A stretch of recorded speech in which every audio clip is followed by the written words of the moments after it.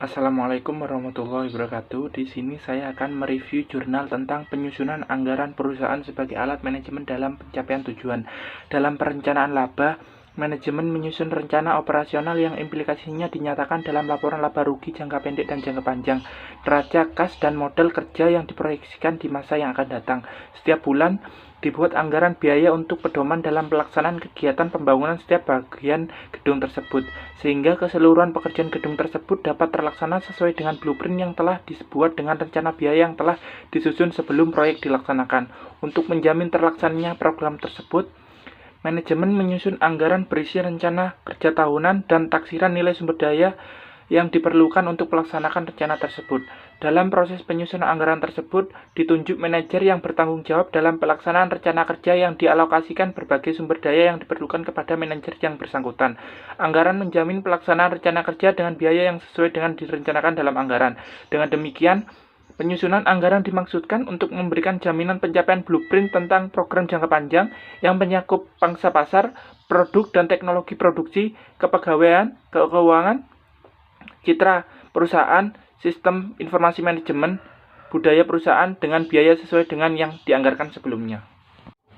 Anggaran disusun oleh manajemen dalam jangka waktu 1 tahun, membawa perusahaan ke kondisi tertentu yang diinginkan dengan sumber daya yang diperkirakan.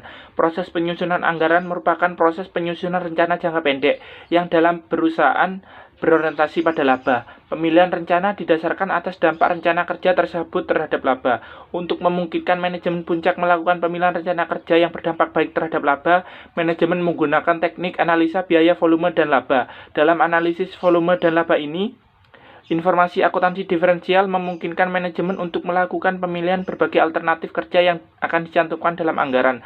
Setelah suatu rencana dipilih untuk mencapai sasaran anggaran, manajer yang berperan untuk melaksanakan rencana kerja tersebut memerlukan sumber daya untuk memungkinkannya mencapai sasaran anggaran. Bahwa anggaran harus bersifat formal artinya anggaran disusun dengan sengaja dan bersungguh-sungguh dalam bentuk tertulis dan teliti. Dengan adanya rencana tersebut, maka aktivitas akan dapat terlaksana dengan baik. Fungsi pengawasan anggaran merupakan salah satu cara mengadakan pengawasan dalam perusahaan.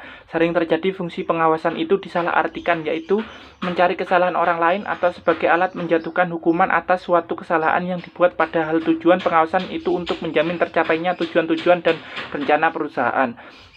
Fungsi koordinasi menuntut adanya keselarasan tindakan bekerja dan setiap individu atau bagian dalam perusahaan untuk mencapai tujuan.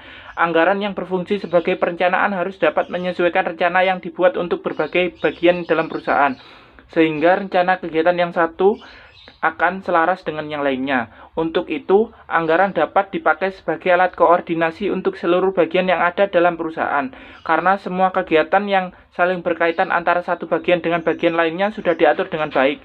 Anggaran sebagai pedoman kerja anggaran merupakan suatu rencana kerja yang disusun sistematis dan dinyatakan dalam unit moneter.